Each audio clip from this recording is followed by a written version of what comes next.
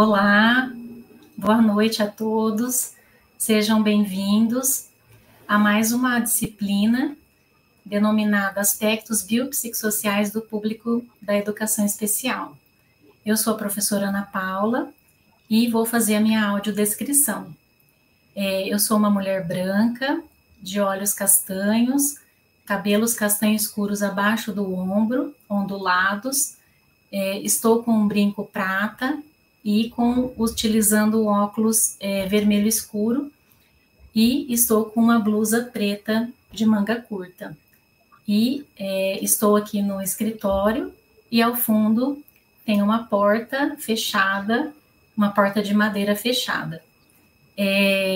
Então, sejam todos bem-vindos, né, a essa disciplina. E nesse primeiro slide, eu vou estar descrevendo para vocês as logos, né, que estão aqui. Então, nós temos a primeira logo, denominada Universidade Aberta do Brasil. Depois a gente tem uma segunda logo da UFABC e uma terceira da NETEL, que é o Núcleo Educacional de Tecnologias e Línguas. Vou informar vocês que hoje, né, nós estamos sem o intérprete de Libras, que é o William. Destaco, né, que ele irá fazer o documento proveniente dessa live e será disponibilizado provavelmente na próxima semana. Então, antes de nós iniciarmos, né, também gostaria de agradecer a Heloísa, que está aí nos bastidores, né, muito obrigada, Heloísa, por estar aqui. E também gostaria de agradecer os professores, né, professor Renato, professor Bruno, o Adriano, e também todos os tutores que fazem, né, com que esse curso seja um curso com bastante qualidade. Então, gente, para a gente poder tratar um pouco a respeito dessa disciplina, né, a gente vai trabalhar um pouco com a divisão dos módulos, né, então vocês receberam aí, né, vocês cursistas também sejam todos bem-vindos, né, vocês receberam aí, né, um cronograma da disciplina. Boa noite, Cíntia. E nesse cronograma nós temos então o desdobramento dos módulos que acontecerão semanalmente, tá? Então aqui só para vocês terem uma ideia, né, nós teremos 6 módulos que vão ser apresentados a seguir. E eu vou estar trazendo um pouco a respeito da ementa dessa disciplina, tá? Então, a gente vai compreender e analisar o percurso histórico e educativo acerca do público da educação especial, a partir de uma vertente médico-pedagógica, a apresentação também dos modelos médico, social e jurídico da deficiência, né? Nós iremos, então, enfatizar esse modelo mais social e mais jurídico da deficiência, tá? Então, a gente vai ter um enfoque maior, né, no produto aí das legislações, dos documentos legais que são hoje muito evidenciados no modelo social da deficiência. Nós também iremos analisar os atores envolvidos no processo da avaliação pedagógica no contexto escolar, vislumbrando aí a atuação colaborativa nesse processo de avaliação pedagógica. Nós também iremos analisar e interpretar os documentos legais, que são aí documentos pautados, né, no histórico, voltado para a educação especial.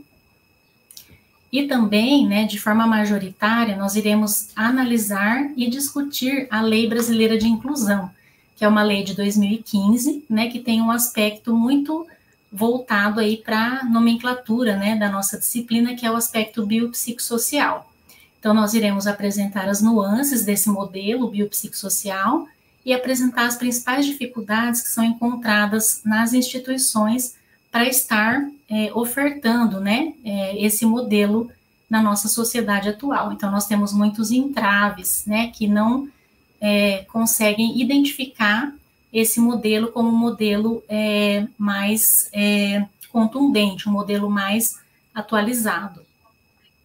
E também a gente vai analisar os aspectos jurídicos a partir desse modelo social, né, identificando as demandas do judiciário, né, mais voltado aí para o Tribunal de Justiça, com relação aos casos, né, de falta de profissional de apoio à inclusão escolar, que na maioria das vezes são impetrados aí nesses processos pelas próprias famílias dos estudantes público-alvo da educação especial.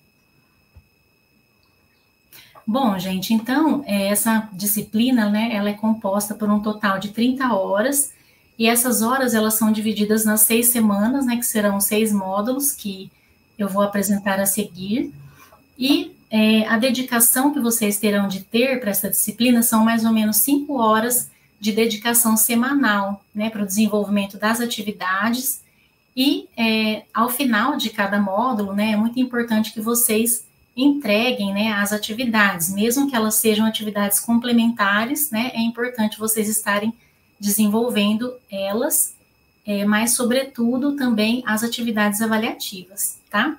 Então, é muito importante pensar, né, que a gente as atividades avaliativas, elas vão ser provenientes da entrega de vários estudos, né, que vocês vão fazer. Então, vocês vão estudar a literatura e vão desenvolver mapas conceituais, o photovoice, né, a construção de um caso, vocês vão fazer sínteses críticas, né, além da participação do fórum de discussão. Então, é muito importante que vocês, é imprescindível, na verdade, né, que vocês participem de todas essas etapas e cumpram aí com todas os critérios, né, que foram estabelecidos para vocês serem aprovados aí na disciplina, tá? Bom, gente, então no módulo 1, a gente vai trabalhar com aspectos históricos e conceituais da deficiência, né, a partir de um modelo mais médico, pedagógico e psicopedagógico. Então, a gente tem 2 literaturas, uma obrigatória e uma complementar, mas seria interessante que vocês acessassem aí, né, as 2 literaturas como mesma complementar, e é muito importante a gente pensar nesse percurso histórico, né? Eu digo que esse primeiro módulo está muito atrelado com a disciplina de História da Educação Especial que está sendo ministrado pela professora Kate, tá? Então, vocês vão ver muita relação agora nessa primeira semana com a disciplina que ela vem ministrando. Então, aqui, né, nós temos uma atividade que vocês já devem estar tendo acesso, né, nessa primeira semana. Então, eu vou tentar explicar um pouco a respeito do que eu gostaria que vocês desenvolvessem nesse primeiro módulo, né? Então, a gente vai trabalhar com a ortopedia mental, né? A ortopedia mental é um termo, né, que foi criado, que foi iniciado por 2 psicólogos, né? O Alfred Binet e o Armand Bellot, né? E eles criaram um método chamado ortopedia mental. E esse método, né, essa ortopedia mental, ela visava uma estimulação mental, né, por meio de atividades psicomotrizes, né, que a gente chama de psicomotricidade. Então, essas atividades que foram criadas lá atrás, né, há muito tempo, né, lá no século XX, eram atividades que estimulavam a capacidade cognitiva, que é um termo também proveniente lá do século XX, né. Então, é importante a gente pensar nessa nomenclatura, né, capacidades intelectuais, fazendo também associação, por exemplo, às faculdades mentais, né, então o que seriam essas faculdades mentais, né, lá naquela época, como que a gente pode correlacionar as faculdades mentais atrelada a uma nomenclatura mais atualizada no século XX, nos dias atuais.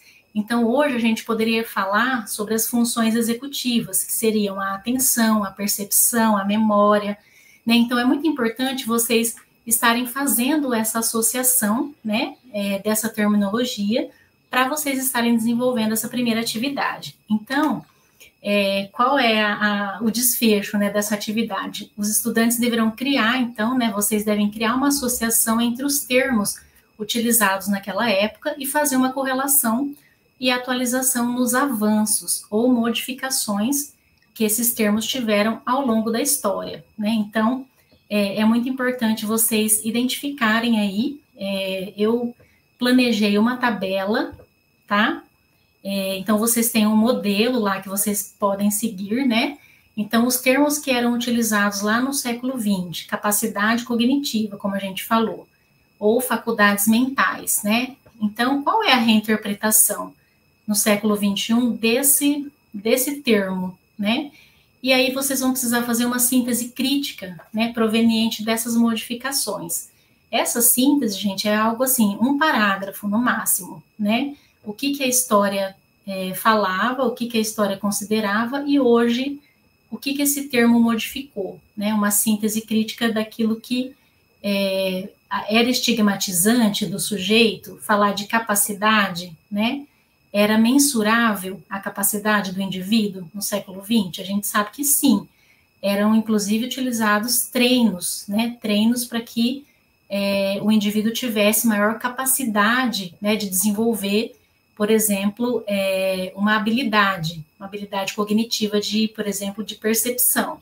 Então, a partir dos treinos, né, de esconder um objeto, mostrar o objeto, né, a criança, por exemplo, ela, à medida em que ela era treinada, ela conseguia desenvolver aquela habilidade com maior presteza, tá? Então, seria isso que vocês teriam de fazer nesse primeiro módulo, tá? E aí, gente, os critérios de avaliação, né? O que a gente vai considerar para avaliar vocês, enfim, nesse primeiro módulo, né? A avaliação aqui vai ser uma avaliação processual, essa atividade ela é complementar, né? E vai ser muito importante, né, que vocês, de alguma maneira, expressem o significado, né, como a gente falou, e as interpretações e reinterpretações da época. Então, o que esse modelo, né, da ortopedia mental, ele veio trazer ele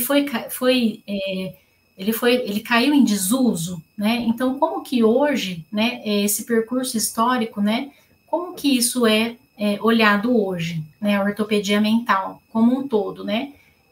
Como a gente viu lá naqueles desdobramentos dos termos que vocês vão analisar, tá? Então, só para enfatizar aqui, essa atividade ela pode ser desenvolvida tanto individualmente quanto em duplas ou no máximo em trios. Então, agora a gente vai para o nosso módulo 2, tá? Que seria já um conteúdo proveniente aí da segunda semana. A gente vai, então, nessa semana, fazer uma apresentação e discussão sobre os modelos médico, social e jurídico da deficiência. Nós iremos apresentar os modelos médico, social e enfatizar sempre esse modelo social e jurídico da deficiência. Então, nós temos duas referências, né, que seria muito importante vocês conseguirem ler todas elas. E aqui, a atividade proveniente aí da segunda semana do curso, a gente vai, de alguma forma, né, identificar um vídeo, né, vocês vão ter acesso a um vídeo curtinho, que ele vai trazer tanto o modelo biomédico quanto o modelo biopsicossocial da deficiência. E aí, a ideia, né, de entrega, né, dessa atividade, seria vocês pensarem, né, no rompimento de um paradigma, e esse paradigma pautado no modelo biomédico, né? Então, e aí a gente gostaria que vocês respondessem uma questão, né? Quais são as forças sociais, né, que promovem as mudanças para o modelo social ou pós-social da deficiência, né? Então, que vocês possam reunir argumentos que possibilitem aí, né, alguns critérios que vocês possam elencar da importância, né, de nós rompermos aí com o modelo biomédico e sermos a favor do modelo biopsicossocial, tá? Então, vocês vão precisar gravar um podcast. Esse podcast, ele pode ter até 5 minutos, e também essa atividade, ela pode ser realizada individualmente, em duplas ou em trios. Acho que em relação a essa segunda atividade, decorrente do segundo módulo, seria isso. Aí, com relação à avaliação, né, o que a gente vai identificar, né, o que vai ser corrigido dentro dos podcasts? O conteúdo teórico, né, o teor daquilo que vocês vão trazer, pautado no modelo social, a temática em si, né, a síntese e o próprio fechamento. Então, é algo super sucinto, assim, sintético, que vocês vão precisar trazer aí nesse conteúdo aí do podcast a ser gravado. Bom, gente, agora a gente vai para o módulo 3, né? O módulo 3, ele vai trazer um pouco, a gente sai um pouco da política, né, e agora a gente traz para esse modelo uma perspectiva mais prática, né, de análise aí dos princípios pedagógicos. Então, o tema, né, do módulo 3 é a apresentação e discussão dos principais princípios acerca da avaliação para a aprendizagem dos estudantes com necessidades educativas especiais, baseado aí no modelo português, né? Então, o objetivo do terceiro módulo é discutir, analisar e colaborar, né? Como que a equipe interdisciplinar desenvolve a avaliação para a aprendizagem dos estudantes com necessidades educativas especiais, que é um termo bastante veiculado lá em Portugal. Né? Então, para cumprir aí com a obrigatoriedade, né, desse módulo, vocês têm a leitura obrigatória de um texto, né? E aí tem outras 2 leituras complementares que eu sugiro aí que vocês, se vocês conseguirem fazer a leitura dos 3, seria muito importante, tá?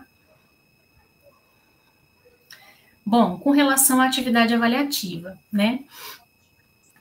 Aqui, gente, é uma atividade bem diferente, né? É uma atividade bem importante. E aí, apareceu uma pergunta aqui, eu depois respondo, tá? Apareceu muito rápido, depois no final eu faço essa consideração. Então, gente, essa atividade, né, ela é muito importante, é uma atividade do desenvolvimento de um photovoice, né? Então, o que consiste o photovoice, né? É um recurso que vai permitir que a gente transmita as vivências que a gente teve, né? É um recurso muito importante, né? Que você pode, por exemplo, representar o que você está sentindo por meio de uma poesia, ou por meio de uma reflexão, né? Ou até mesmo por meio de uma narrativa, né? E por meio de fotos também, né? De fotografias, de forma imagética. Então, vamos pensar assim, se você fosse expressar um registro, né, do seu cotidiano, como que seria o seu cotidiano de trabalho? Vamos pensar assim, né? Qual seria o título que você daria para essa história? Quem faz parte dessa história? Então, acho que a partir dessas 3 indagações, né, dessas 3 questões, a gente faz uma reflexão de como produzir, então, esse material do photovoice, né?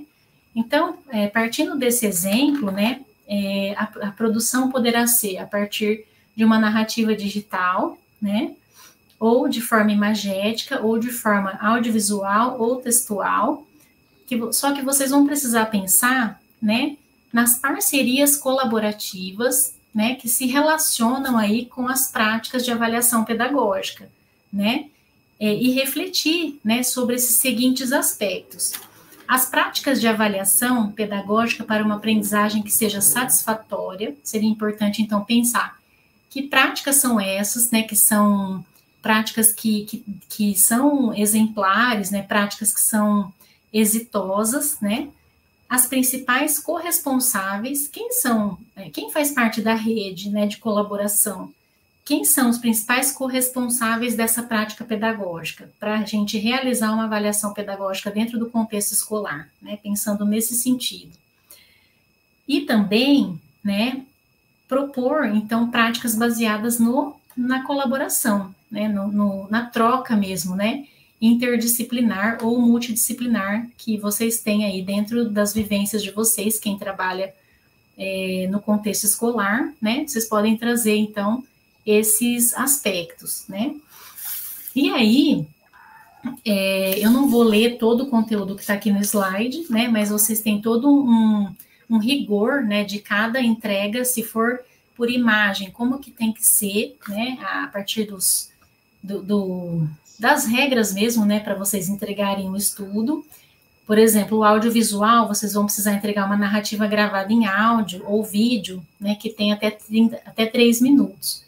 Então, aqui vocês têm todo o prospecto, né, de como vocês devem seguir para poder desenvolver essa atividade, tá? E o critério avaliativo, né? Então, é importante a gente pensar na criatividade e vocês desenvolverem um conteúdo criativo, né, com base na sua vivência cotidiana. E para quem não trabalha, né, no contexto escolar diretamente, é importante se inspirar em alguma situação, em algum texto que vocês possam ler e se espelhar naquele texto para fazer uma narrativa, né? Então, isso também vai ser levado em consideração. Então, nessa narrativa, né, vocês devem considerar um conteúdo que vão refletir essas práticas pedagógicas, sempre pensando na parceria, na participação da equipe, na corresponsabilidade, na partilha, né, dessa equipe. Então, e vocês também deverão se atentar para a escolha das práticas, que são práticas que tiveram sucesso, né, vamos dizer assim, e não enfocar naquilo que não deu certo, que ainda está em construção, mas para a gente maximizar as experiências exitosas que acontecem no cotidiano da escola, tá? Bom, aí no nosso módulo 4, eu não sei se dá para vocês visualizarem aí o cartaz, né? Nós teremos uma convidada especial nesse módulo, né? A professora doutora Jaima, é uma professora lá da UFMG, e a professora Jaima, ela desenvolveu um estudo que analisa documentos legais, né? E trabalha aí com essa perspectiva da análise da LBI, da Lei Brasileira de Inclusão. Então, vai ser uma live muito importante, né? Eu conto com a participação de todos vocês, é muito importante vocês estarem aqui, né? Para poder dialogar, para poder, né, trazer informações, porque o texto também ele leva a várias reflexões, porque eles desenvolveram um modelo, né, de analisar os textos, os documentos, a partir de um software chamado Iramutec. Não sei se vocês já ouviram falar. Então, é muito importante, na leitura que vocês fizerem, né, nessa leitura obrigatória, vocês vão ver como que é o desdobramento da análise do texto por meio desse software, tá? Então, é bem interessante aí fazer essa análise, né? E aí vocês vão vir para a live já com esse texto lido, tá? Então, aqui a gente tem as referências, né? São 4 referências, uma obrigatória e 3 referências complementares. E aí a atividade avaliativa, né? Como vocês vão ter lá nuvens de palavras, né? Porque esse software ele vai combinando as palavras, vai conectando ali os termos, né? Da própria legislação. Então é importante vocês, à medida em que vocês analisarem o texto, vocês vão construir um mapa conceitual, né? A gente tem todas as diretrizes lá, mas eu acho que vocês já tiveram acesso, né? A um modelo de um mapa conceitual. Então, vocês vão, de certa forma, depois, tem um link para vocês acessarem e olharem esse modelo, né, de como que vocês vão produzir esse mapa conceitual. Então, é muito importante a gente pensar, né, como que vocês vão desenvolver. Então, vocês vão fazer umas principais conexões, né, a partir da elaboração desse mapa, também com os profissionais da educação, né, como são as redes interdisciplinares de atuação junto ao público da educação especial, com ênfase sempre na avaliação biopsicossocial, tá? Aqui a gente, né, só uma observação, a gente pede para quando vocês forem postar uma atividade, que vocês escolham apenas um integrante do grupo para fazer a postagem, tá? Até para facilitar para os tutores corrigirem. E aí, em relação ao critério avaliativo, né? Essa atividade, de certa forma, ela consiste na compreensão dos impedimentos também, das funções, né, estruturais que a pessoa enfrenta no dia a dia, né? Eu digo funções que estão pautadas, por exemplo, na falta, né, no impedimento que a pessoa com deficiência tem, de repente, de insuficiência ou inadequação para que ela participe dos espaços sociais, né? Então, a gente precisa identificar barreiras, né, identificar os espaços sociais em que a pessoa não consegue transitar, porque aquele espaço não é um espaço adequado para que ela consiga, de certa forma, transitar com acessibilidade de fato, né? Então, a gente vai tentar pensar nesse modelo social, né, da deficiência, e quais são os serviços e os atores que poderão compor a equipe também de avaliação biopsicossocial. O que deve ser considerado no modelo interdisciplinar desse apoio, né? Então, tudo isso vai ter que estar conectado aí nas várias redes, né, ramificações do próprio mapa conceitual, e é muito importante que vocês, né, criem isso de forma bastante criativa também, né, porque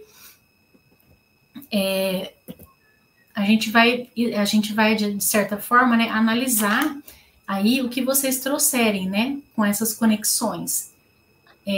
Por exemplo, se a equipe, ela se reuniu, né, ela desenvolveu algum instrumento para poder analisar esse aspecto biopsicossocial, né, como que é as redes de saúde, educação, a própria assistência social e o sistema de justiça.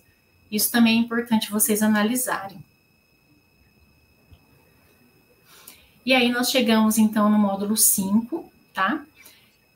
O módulo 5, ele vai também estar bastante atrelado com a parte prática, né? Com a parte de práticas escolares mesmo, de atuação na prática.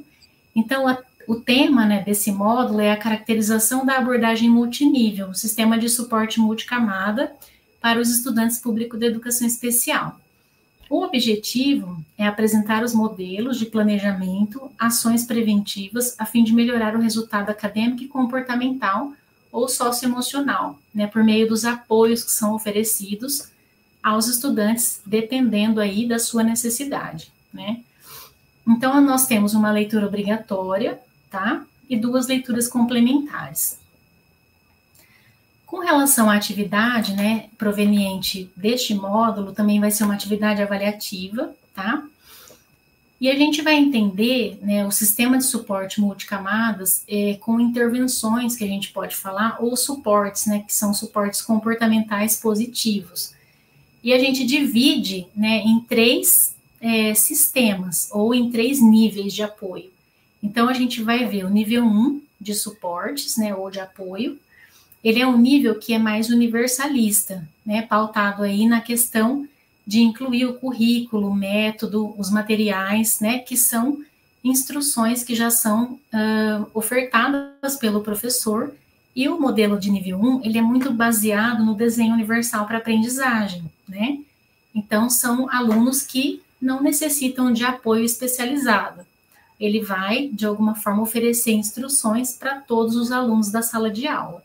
No nível 2 de suportes, né, a gente tem uma intervenção que ela vai, né, de alguma forma, necessitar de um apoio mais específico para eliminar uma barreira que algum aluno esteja enfrentando dentro da sala de aula, né? Então, é muito importante pensar aí, né, nesse nível 2 de apoio, o professor vai precisar fazer uma diferenciação ou uma acomodação do seu currículo para atender a necessidade de uma especificidade de um aluno.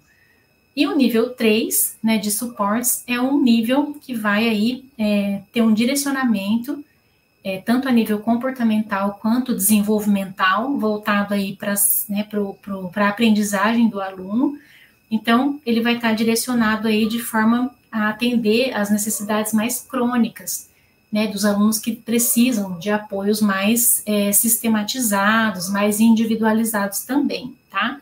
Então, à medida em que vocês analisarem esses níveis de apoio, vocês vão, de alguma forma, né, a atividade, né, vai ser realizada de forma com que vocês façam uma reflexão dos ambientes escolares, né, e vocês vão, a partir a partir da leitura do texto, né, na medida em que vocês lerem o texto, vocês vão estruturar estratégias, né, com vistas a oportunizar suportes indicados para um determinado estudante.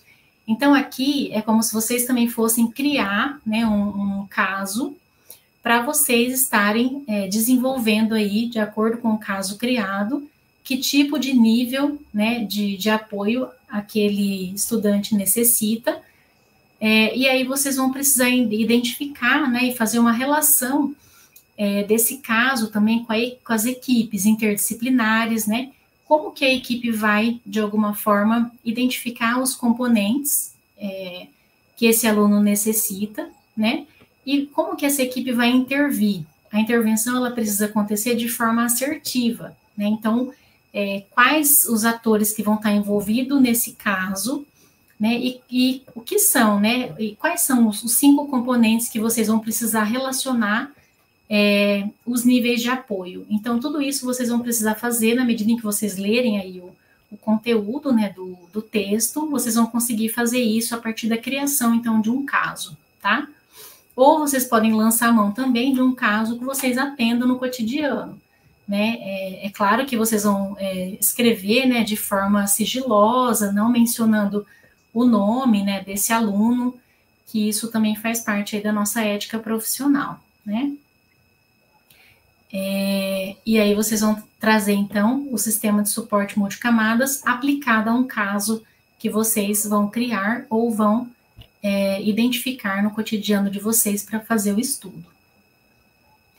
Aqui, gente, a gente sabe que é muito pouco, né, que seria importante mais de uma lauda, mas a gente também se ateve, né, por conta das correções pelos próprios tutores, né, a gente identificou que vocês teriam de escrever, né, o caso e tentar sintetizar em até uma lauda, tá? Bom, critério avaliativo, então, né, com relação a esse módulo. A avaliação aqui vai ser formativa, né? A gente vai avaliar e reinterpretar o nível de apoio apropriado para o caso que vocês escolheram, e a gente vai ver a associação com essas etapas dos componentes também que vocês vão identificar, né, para poder discorrer sobre o caso. E quais são as estratégias, né, que o professor tem que usar para cada tipo de componente. Isso vocês também vão identificar a partir da leitura do texto, tá? Bom, gente, e aí chegando no nosso último módulo, né, o módulo 6, a gente vai trazer também uma professora, né, uma professora doutora, uma defensora pública, né, a professora Renata Tibiriçá, ela vai estar conosco, então, eu não falei os dias, né, para vocês. Se não me engano aqui, gente, é 13 de março, tá, que a Renata vai estar conosco, então é uma data que, né, é imprescindível a participação de vocês, né, nesse dia, e a gente vai estar discutindo nessa live sobre os aspectos jurídicos, né, como eu falei no começo, a professora doutora Renata, ela trabalha na Defensoria Pública, e ela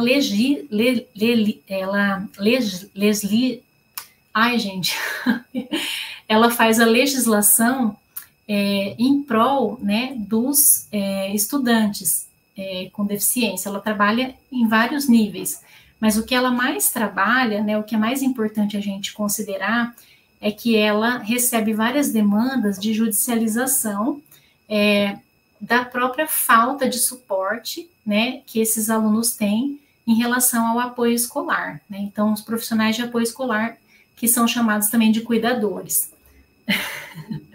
E aí, nesse contexto, a gente vai analisar os aspectos jurídicos que envolvem, então, a contratação, a falta, na verdade, né, de contratação do profissional de apoio à inclusão escolar. E a gente vai identificar e interpretar as demandas voltadas para esse profissional de apoio. Então, aqui nós temos duas leituras, né, uma obrigatória e uma complementar, que seria importante também vocês lerem as duas, né, e a nossa atividade avaliativa seria na leitura de um texto, vocês vão escolher aí, também vão ter indicações, tá, no Moodle, para vocês escolherem ou uma notícia, né, pode ser uma notícia de jornal ou uma notícia de um blog. Geralmente as notícias de blog são notícias de mães ativistas, né? Então, que elas escrevem aí a falta de profissional, fazem denúncia no Ministério Público, né? Então, é muito importante a gente ler alguma notícia proveniente aí de algum caso que houve falta de profissional de apoio à inclusão escolar, e aí vocês vão elaborar um caso também. Ele pode ser real, porque pode ser de vivência de vocês da escola, ou um caso fictício, que vão envolver, então, um processo de judicialização, tá? E aí vocês vão tentar escrever, né, também no limite de até uma lauda, vocês vão escrever o caso de forma breve e vão trazer os desdobramentos, né? O que aconteceu depois que houve a judicialização, se esse caso a escola contratou o profissional, ou se a escola não contratou profissional e a família tirou a criança da escola, colocou em outra escola. Então, tem diversos desdobramentos aí acerca dessa falta de profissional de apoio, tá? A inclusão escolar, que a gente chama de PAIE, mas aqui no Brasil é muito utilizado o termo cuidador, atendente pessoal, né? Então, tem os desdobramentos desse profissional também que estão preconizados na LBI, na Lei Brasileira de Inclusão. E aí vocês também vão precisar inserir no Moodle, né, a atividade, sempre com antecedência, e deixa eu ver se tem mais alguma coisa. E aí, com relação aos critérios, né, de inclusão, a gente vai identificar, então, quais são os desfechos críticos que vocês elencaram, né, as sugestões jurídicas, né, ou as intervenções que foram realizadas. Então, é importante também que nessa semana vocês participem do fórum, né, e que vocês tragam também, por mais que a nossa live seja limitada, né, de 1 hora, mas que vocês tragam alguma discussão para o final aí, né, a gente vai tentar, vou solicitar que ela tenha uma fala menor para que vocês consigam fazer uma interação maior, né, decorrente aí toda essa avaliação aí desses processos que envolvem o judiciário, tá? E aqui, gente, estão algumas referências, né? Na verdade, eu coloquei todas as referências obrigatórias que vocês vão precisar ler. E aí, agora eu fico à disposição de vocês, caso tenha tido alguma dúvida, alguma pergunta, eu estou aqui disponível para poder contribuir com vocês. Agradeço, tá? A participação de todos.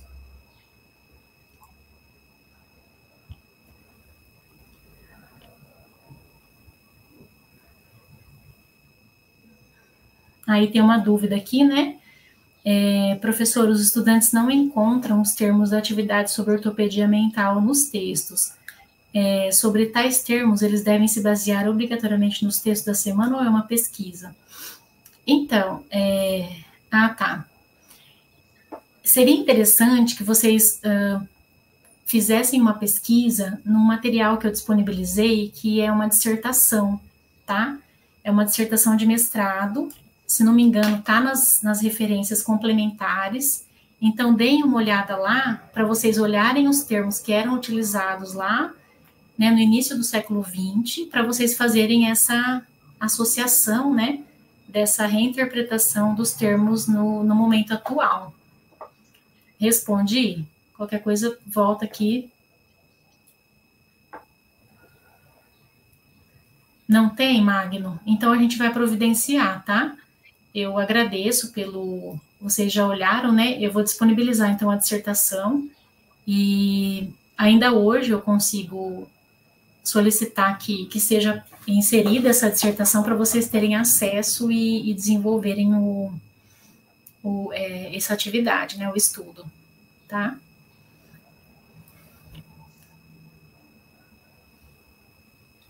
Então, Maria, o prazo para entrega das atividades complementares seria no final mesmo de cada semana, né? Por exemplo, terminou o módulo 1, vocês teriam de entregar a atividade até o último dia, né? Daquele módulo, para não ficar também tudo acumulado para o final, tá? É essa a minha sugestão, Maria. Obrigada, Elô.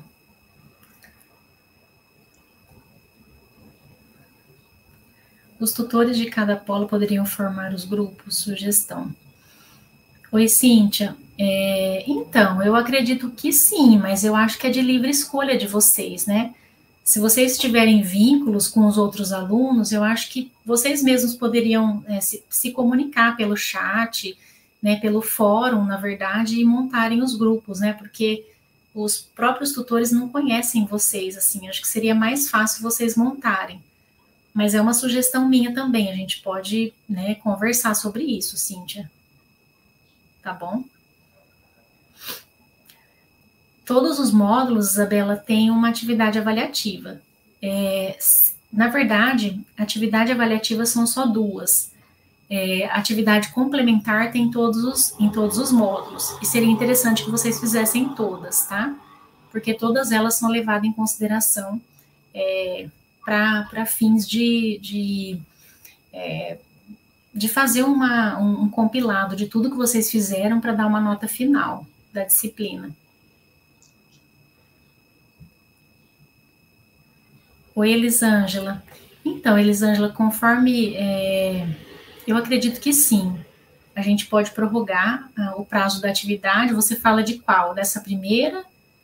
Desse primeiro módulo? Ou não? Tá, a gente... da ortopedia mental. Tá, eu vou conversar com o pessoal, né, e com o Adriano, e a gente verifica esse prazo de prorrogação.